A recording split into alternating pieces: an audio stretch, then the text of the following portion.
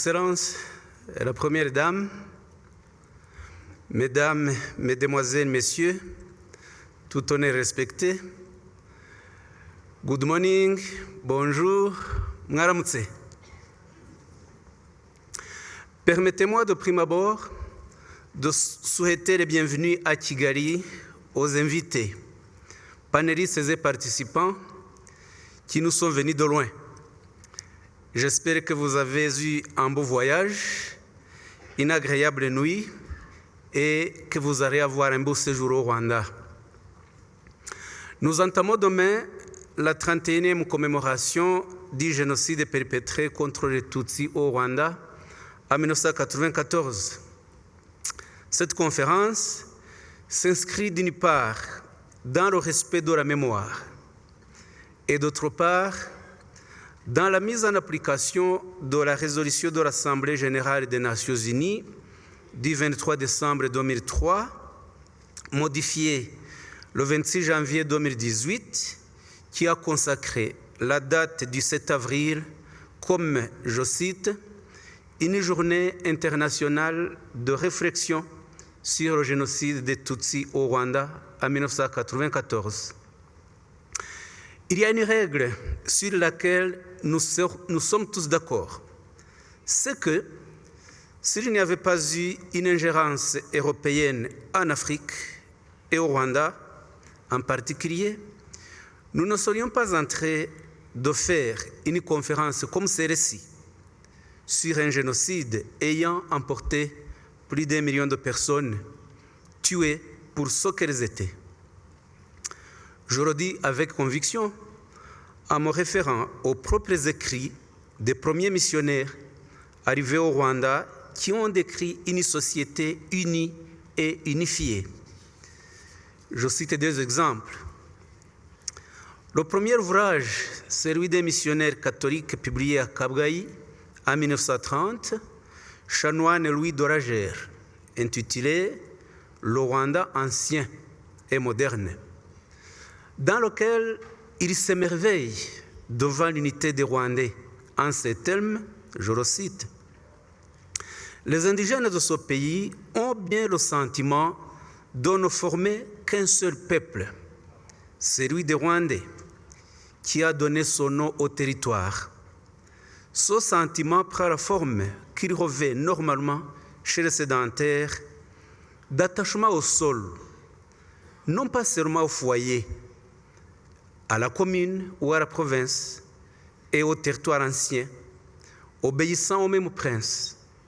Le patriotisme se traduit dans l'attachement à la dynastie régnante. » Fin de citation. Le second ouvrage, c'est un ouvrage historique bien connu, écrit par un père blanc, Albert Pagès, en 1933, intitulé « Un royaume hamite au centre de l'Afrique ». Voici ce qu'il dit à propos de l'unité des Rwandais. Les Rwandais étaient persuadés, avant la pénétration européenne, que leur pays était le centre du monde, le plus puissant et le plus civilisé de toute la terre.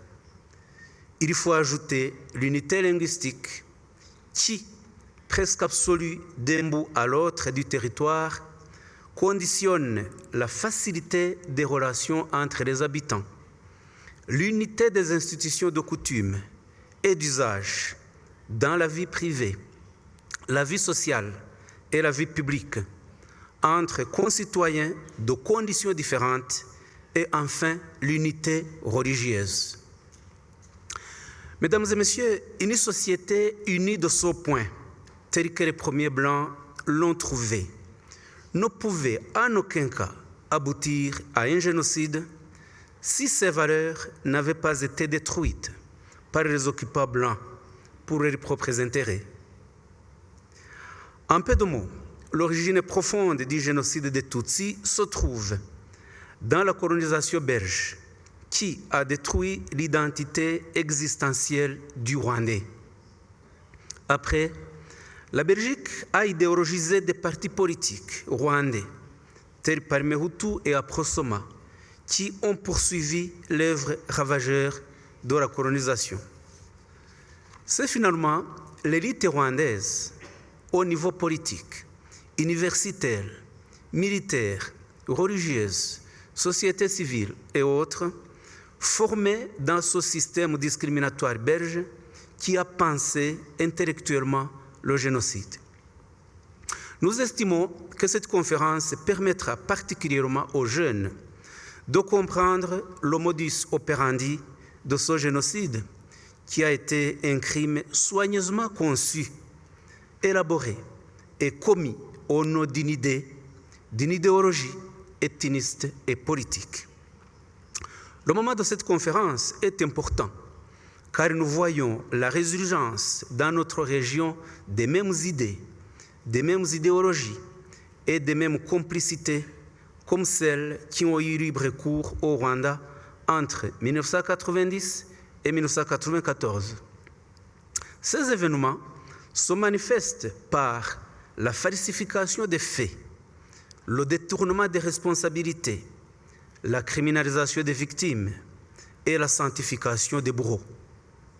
Pire encore, nous observons le négationnisme grandir en Europe, notamment en Belgique, où il se déroule impunément.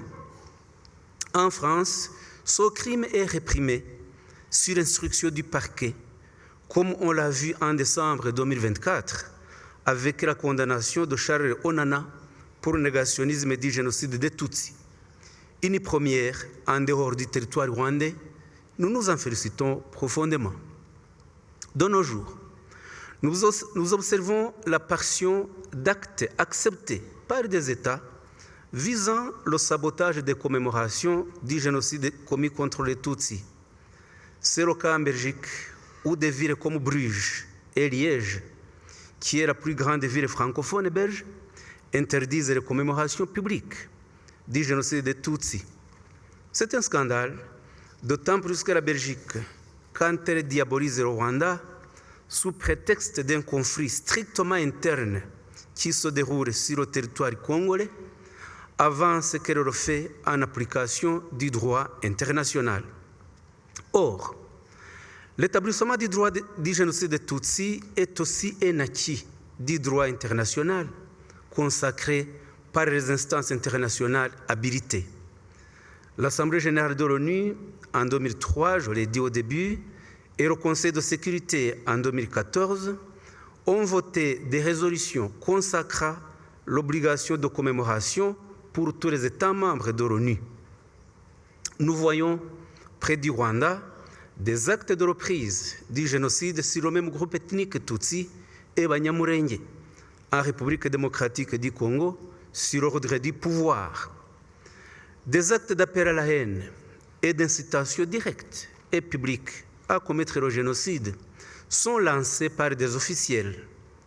Ils se propagent au vu et au su du monde entier, en violation totale des dispositions de la Convention sur le génocide. Le présent colloque vient donc à point nommé pour s'y plonger et montrer que l'obligation de prévention du génocide dont se vantent certains États doit être réellement traduite dans la matérialité des faits, pas dans des discours vides. En deuxième lieu, l'importance de ce colloque réside dans le constat montrant la mansuétude que des États et organisations internationales et leurs services, comme la MONUSCO, accordent au groupe génocidaire, les FDLR. Ce groupe, constitué d'éléments coupables de génocide, est recru et ouvertement condamné par l'ONU dans différentes résolutions. Or, ce même groupe terroriste est aujourd'hui toléré et sanctifié par les mêmes instances. L'aveuglement va jusqu'à inclure les FDLR dans l'armée régulière congolaise, à côté des milices Wazalendo, rappelant les Interahamwe et Impuzamugambi de triste mémoire au Rwanda. La sympathie criminelle va jusqu'au point de tolérer l'emploi des mercenaires européens, agissant impunément sous le regard complice de la MONUSCO. Le Rwanda, dans sa transparence habituelle, les a laissés rentrer tranquillement.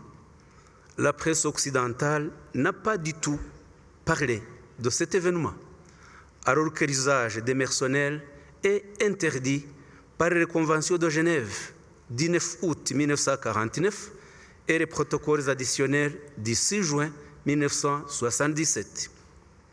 31 ans viennent de s'écouler sans que la même communauté internationale, jadis coupable de l'abandon du Rwanda, ne dit aucun mot quant au sort des réfugiés congolais chassés de chez eux par les FDLR depuis juillet 1994.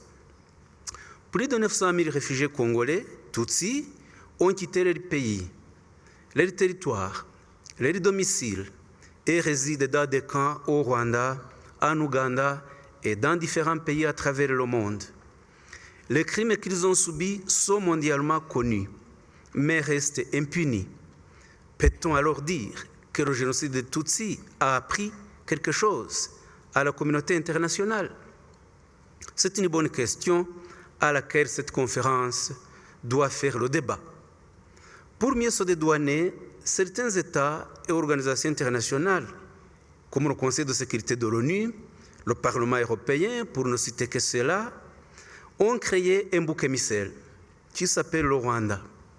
Le leitmotiv quotidien retenu dans la presse internationale est celui-ci, mouvement rebelle M23 soutenu par le Rwanda. Rien sur les raisons pour lesquelles ce groupe existe et pour lesquelles il se bat. Or, on ne peut pas prévenir un génocide, on ne peut pas mettre fin à un conflit sans en analyser les causes et adopter des solutions propres aux vraies causes. Ces États et organisations ont aussi trouvé des raccourcis avec des mots insensés en l'espèce qui trompent les non-avertis, comme balkanisation, souveraineté, intégrité du territoire, exploitation des minerais, et j'en passe. Ces États feignent d'ignorer que le respect intégral du droit international se trouve dans le respect de toutes les souverainetés nationales, pas seulement uniquement celle de la République démocratique du Congo. Le respect du droit international se trouve aussi dans la neutralisation des FDLR et dans la recherche des solutions définitives permettant au Rwanda d'obtenir le respect de son territoire et aux réfugiés congolais de retrouver pacifiquement et durablement le sol de leurs ancêtres. Voilà une simple analyse que des États ne font pas ou refusent sciemment de faire, mais qui s'impose. Allant vers la fin de mon allocution, qu'il me soit permis de rappeler qu'à la fin du génocide des Tutsis, en juillet 1994, nous avions vu naître l'espoir de plusieurs décisions internationales courageuses qui faisaient rêver un lendemain meilleur.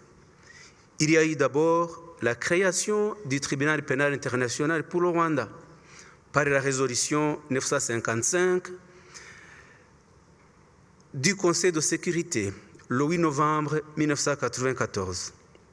Malgré des erreurs et manquements de ce tribunal, nous sommes d'avis qu'il a accompli un travail historique de taille par l'établissement judiciaire de l'évidence du génocide commis contre les Tutsis.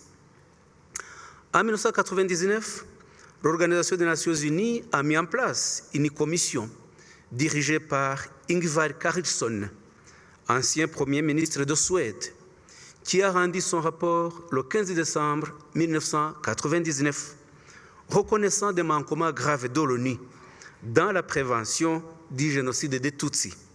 Voici un extrait de ses conclusions.